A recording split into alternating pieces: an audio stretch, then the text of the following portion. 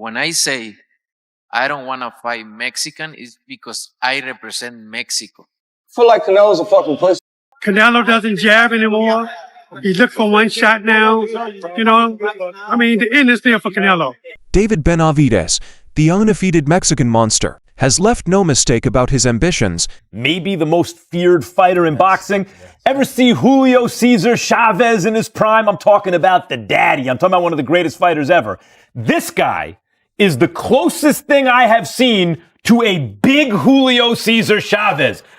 David, I'm not putting the Chavez thing on you. I'm just saying you're the closest thing I've seen to a big dude who fights like that. Oh, Canelo's ducking him. This dude's a monster. And I looked and I thought, am I right or wrong about that? No, you're definitely right. You're looking at a man that's not going to let anything outside the ring, mess with his game. But like I said, at the end of the day, I'm not scared of nothing. I accept and I invite war. So if that's what the people of Riyadh, Saudi Arabia want to see, well, let's give it to them. I think everybody is starting to see that I'm fearless, I'm relentless, and I'll fight anybody to get my respect in the ring. After seeing Canelo Alvarez lose fight Terence Crawford, he became vocal and direct. Not only pushing for a fight, but directly accusing Canelo of being terrified. For years, one name has tormented Canelo Alvarez, a challenge he has repeatedly avoided. Spinning back on Canelo, and he was talking about how he didn't want to give David Benavidez the fight because he was being disrespectful. When you look at the history of Canelo, all the fighters that was disrespectful, calling them out, and he fought all of them. But I just think from a Mexican standpoint, one being extra disrespectful towards the other, he took the sport out of it, and he just felt as if he wasn't going to give Benavidez the payday that he wanted. Benavidez is prepared to finally settle the score and reclaim his reign. Now, following a devastating defeat against Terence Crawford, that shadow is tough to ignore. Just a few weeks ago, the boxing world was rocked. Terence Crawford, the undisputed welterweight champion, stepped up to weight classes and gave a performance that made Canelo Alvarez appear human. It wasn't simply a loss. It was a dominating performance that took away some of the Mexican superstar's aura. Even seasoned trainers such as Ronnie Shields suggested that Canelo's peak may be behind him. I predicted Crawford by unanimous decision. He got that. I just thought Crawford was too fast for Canelo. Too many combinations. Canelo doesn't jab anymore. He looks for one shot now. The end is there for Canelo. While Oscar de la Hoya provided a detailed breakdown of where Canelo went wrong, it wasn't simply another brawl. It was a significant moment that ushered in a long-awaited challenge. In an exclusive conversation with Inside the Ring, David Benavidez recognized Crawford's historic feat. He congratulated Crawford, understanding that he had achieved something few boxers had ever done. Benavidez stressed that Crawford should be on boxing's Mount Rushmore for jumping up 3 weight classes and becoming the undisputed super middleweight champion. He said, "Not only is he a great fighter, but you could tell in that fight how much of a dog he is," implying that other competitors may benefit from Crawford's heart. First of all, I just want to give Terence Crawford a great congratulations. He's reached a part in history that only so many fighters get to even accomplish in boxing. He's one of the greatest of all time. There's nothing, you can't take that away from him. Terence Crawford should be on the Mount Rushmore in boxing because not only did he go up 3 weight classes, he beat one of the best fighters of this generation. I don't remember any time in history where anybody has come up from 147 pounds and won the super middleweight championship. Not only just one, but the undisputed. He's won every single title. So, that man, not only is he a great fighter, but you could tell in that fight by seeing this combination right now how much of a dog he is. I think a lot of fighters could take a lot of notes from Terence Crawford, not only physically, but as take notes in the heart aspect. And I give it all up to Terence Crawford. He's one of the greatest of all time. And, we salute Terence Crawford. Long before Crawford's devastating strike, David Benavidez had been aggressively hunting Canelo, a ghost in the super middleweight class. I got 3 WBC belts right here. I'm the best in the division. If they want to give me an opportunity now or later, I'm gonna keep winning. Like I said, I'm gonna be the greatest in my generation by the time I'm done. And my job is not complete until I make that happen. For Canelo and everybody else, it just shows everybody I'm not f***ing around. I'm here to stay. I just look at the facts. The people want to see this fight more than Carlos Adames and Charlo. That's why that fight hasn't happened. But for me and Canelo, we have motion. I've been winning the fights I'm supposed to win in fantastic fashion. He has nobody else to fight. You know what I mean? So if they want to give it to me now, later, whenever, I'm not going nowhere. For years, Benavidez, a two-time WBC champion with a devastating professional record of 30 wins, 0 defeats, and 25 knockouts, held the interim title, posing a direct challenge to Canelo's unrivaled dominance. I don't really like to bash somebody because at the end of the day, I give respect to Canelo. He's a great fighter. Yeah. He's one of the best Mexican fighters of all time. But wanting to fight him, David, is not bashing him. Yeah. That's not bashing him. But that's what I'm saying. They spin the narrative on Instagram. Right. If I say something, they say this or that. But I only want what I earned. Right. And I'm entitled to it. From what the WBC told me, they say you win a title limiter, we'll give you a title shot. You win the WBC interim title, we'll give you a title shot. I've been in this position for 3 years. So just because Canelo, he could do what he wants, as he says, right. He's not going to fight the top competition. And he's holding all those belts hostage, bro. And it's not like you got other great fighters too. You got me and David Morrell's there. Yeah. How is it fair that these sanctioning bodies let him pick and choose who he wants to fight? And then the Canelo fans too that be talking shit, bro. Like, do you guys not want to see the best fights? Right. Like, I don't understand. I'm just trying to make the best fights happen. And that's it. At the end of the day, I just want to get the fans what they want to see. Yeah. The conversation wasn't simply murmurs. It was concrete. Reports circulated of an astounding $70 million offer made to Canelo for the fight. Benavidez acknowledged the offer, saying he received a fixed price of $5 million to make it happen. I'm not scared of nobody. I've heard everybody that's been in front of me, and Canelo's no different. And I will hurt him too, and I'll take all his belts. It's crazy that he asked for $150 million or $200 million to fight me, but he still has the nerve to say that I don't bring nothing to the table. So if I didn't bring nothing to the table, why are you asking for more money than you won in your whole career if I don't mean anything? Maybe after he gets that money, he could buy himself a pair of balls. What I wanted to tell you guys too, I mean, this guy, he's making the most money out of everybody. He's charging you guys so much for the pay-per-views. It's like he's spitting in your guys' face, saying that he doesn't give a f what you guys want. He's not going to give you the best fights. He's going to fight the fights that he wants. In my opinion, that's a little bit disrespectful to the fans, but he has cult-like fans that, you know, they don't tell him shit and they're happy with whatever he does. But at the end of the day, if you hold all the titles, you got to fight the best in the division. I'm #1 in the division, #1 contender. The second one is David Morrell. He's not fighting me, nor he's not fighting David Morrell. So it makes no sense. How is he going to call himself the champion and have all these belts if he doesn't fight the #1 or the #2 guys? Why is he asking $200 million? Why, when they bring my name up with him, that's the most money he's going to make. When he fought Amir Khan, he outweighed him at like 25 pounds. But, you know, I think it's just he's running out of excuses and running out of things to say, but that's just how it is. I guess that's when you're the cash cow, you can do whatever you want. However, once Benavidez consented, the phone went silent. No answer, no negotiation, just deafening stillness. This wasn't just talk from an inexperienced challenger. Benavidez earned his position by walking through fire. His two most memorable recent performances cemented his claim. First, he ruthlessly defeated and dominated Caleb Plant in a nasty grudge bout. Then he completely decimated the previously undefeated and highly competent Demetrius Andrade, causing his camp to call off the bout. You've been in a ring with both guys, Canelo and Benavidez. If they fought, which I don't think they're going to fight no time soon, who do you think will win? Man, that's hard to say. I think both have pros and cons. You know, I feel like the things that Canelo does better than David. There's things that David does better than Canelo. In a way, I'm not comparing it to this fight, but it's like the better be of Bivol fight. You can say who you think is going to win. You can't say like, oh man, I'm surprised that Bivol won, or I'm surprised that Better Be of won. You're like, man, that's a damn good fight. So-and-so won. So kind of how I feel about the David and Canelo fight, like who had the best camp, who has the best game plan, who slept the best the night before. And it's not much that separates guys at that level. If David can get on him with his combinations and not give him room to breathe, then, you know, that's probably a night that David gets his hand raised. You know, if Canelo is able to slow the pace down a little bit and catch him with a big shot, David's been dropped before from an off-balance shot. He wasn't really hurt, but, you know, would you be surprised if Canelo stopped him? You know, no. So it's hard to say.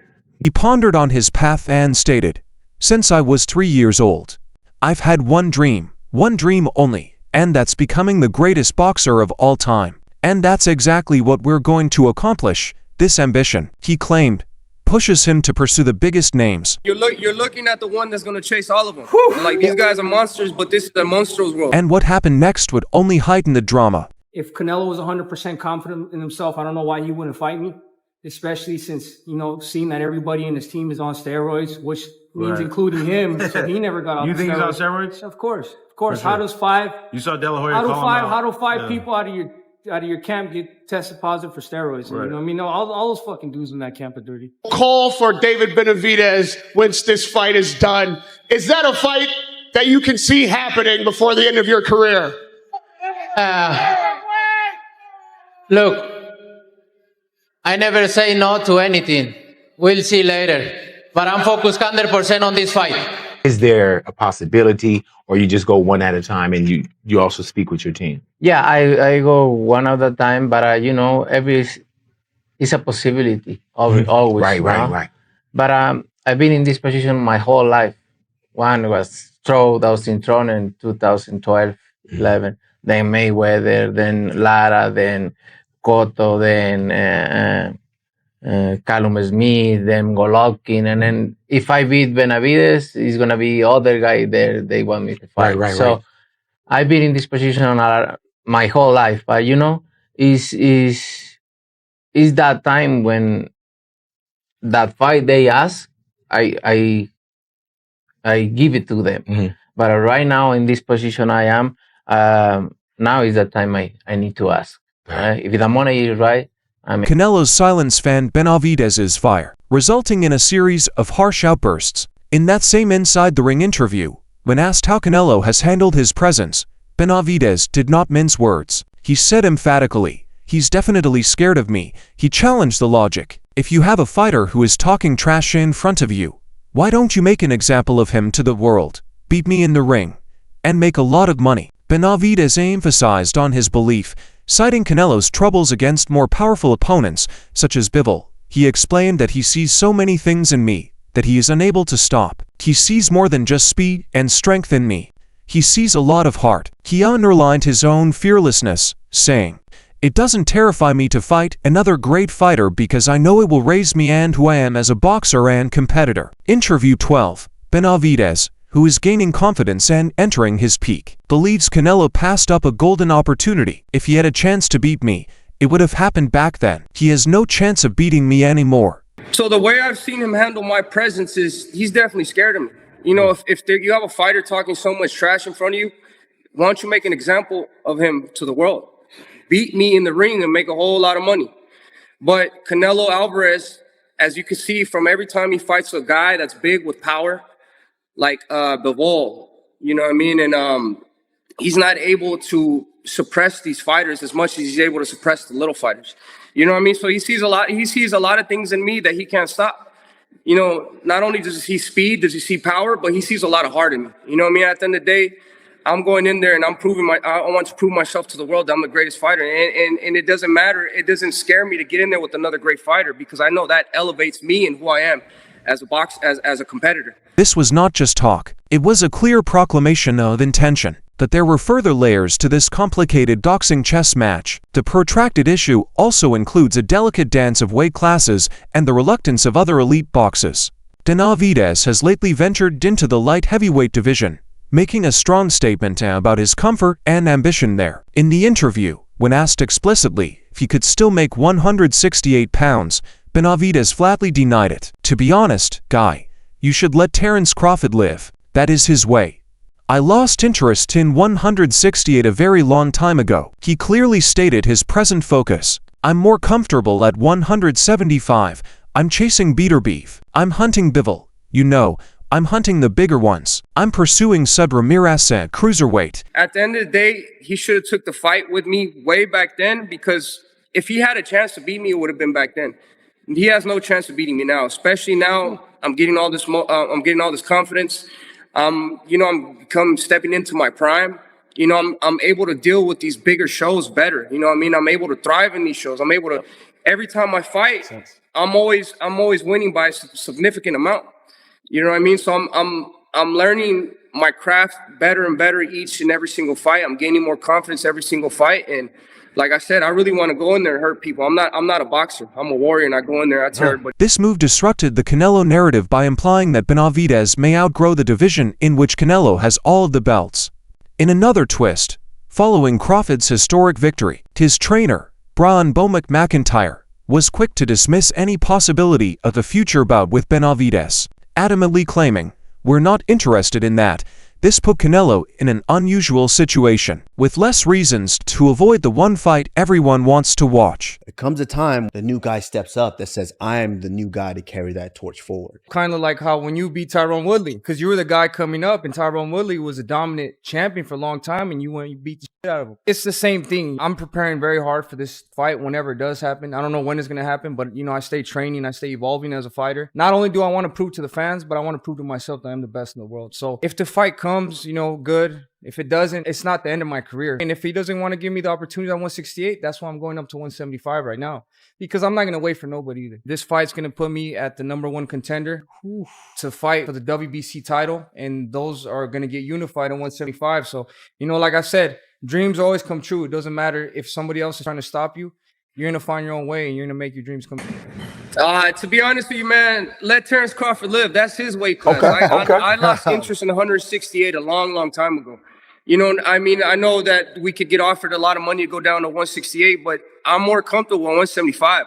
I'm chasing better beef. I'm chasing Bivol. I'm chasing these other bigger. I'm chasing Surdo Ramirez at cruiserweight. You know what I mean? So I've been at 168, but I have no interest in going down. But Canelo still had alternatives, or so it appeared. Canelo is presently at a pivotal point in his remarkable career. With Crawford's defeat still fresh, the option of a rematch has been officially ruled out, freeing up his calendar. He still has 2 fights left on his contract, and curiosity regarding his future move abounds.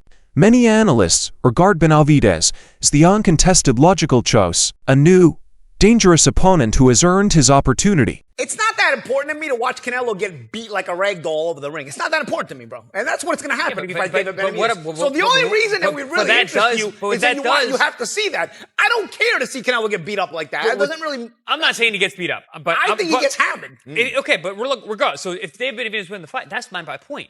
I think David's going to be the next star. As Canelo has to do what great Mexican legends do. They fight the next guy. They all do that. I want that. I think that's important for the legacy of the sport, for the legacy of the Mexican. That's the problem. Why do we have to care more than Canelo, though? But Canelo, what Canelo does care about? The green.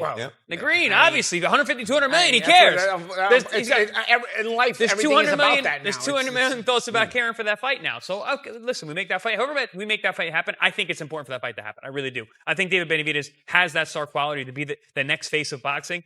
And beating Canelo, I think, really matters. However, there is always the possibility that Canelo will choose a less difficult fight, protecting his record and extending his reign against easier opponents. The boxing world waits to see if Canelo will finally accept the challenge or continue to take the easy way out. They're going to say, yeah, you fighting, but you're avoiding the monster. You understand me? That's going to tank the rest of his career if he keep trying to fight. Well, it's tough to say because he's made enough money that he can retire. He really has nothing else to prove. We saw him go up. He did but he tested himself all the way up as far as he could go. He won the light heavyweight title, then he lost to B-Ball. So that shows us that the light heavyweight was his ceiling.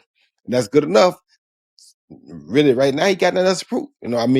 Of course, if you keep fighting, people going to demand you fight the monster because both you guys are Mexican. But to me, you probably shouldn't do that. You understand me? It's probably not a good fight for you at this point, for real, especially coming off a loss to Terrence Crawford. It's just, to me, I don't see the hunger there to really beat the monster. You understand me? And that's what my problem was already. I didn't think it was a good fight for him because I don't think the hunger is there. Terrence Crawford just showed us that the hunger is really not there anymore like that. You understand me? So you have to be extraordinarily hungry to go out there and beat the monster because you got to put pressure on him from round 1 to round 12 or it's not going to work. And if you're not hungry, you're not going to do that. Same thing he would have had to do to Terrence Crawford. He had to put pressure on him from round 1 to round, I'm talking about solid pressure, no space between them. He had to be in his chest for 12 rounds, but he ain't hungry enough to really do that. So if you're not hungry enough to do that, don't go waste your time. Just call it a day because everybody gonna want to see you fight the monster. I don't know if they're gonna be cool with you fight anybody else, but they're gonna keep pushing the monster narrative at you. You feel me? Now, if he wants to have a few more fights for himself, that's cool. But then he gonna get it's gonna get very tainted with the fact they're gonna say, yeah, you fighting, but you avoiding the monster. You understand me? That's gonna tank the rest of his career if he keep trying to fight. So it's better for him to just call it. However, there is a powerful new player affecting these high-risk decisions. Turki Alalshik, the strong chairman of Saudi Arabia's General Entertainment Authority, is swiftly altering the boxing world with enormous financial resources.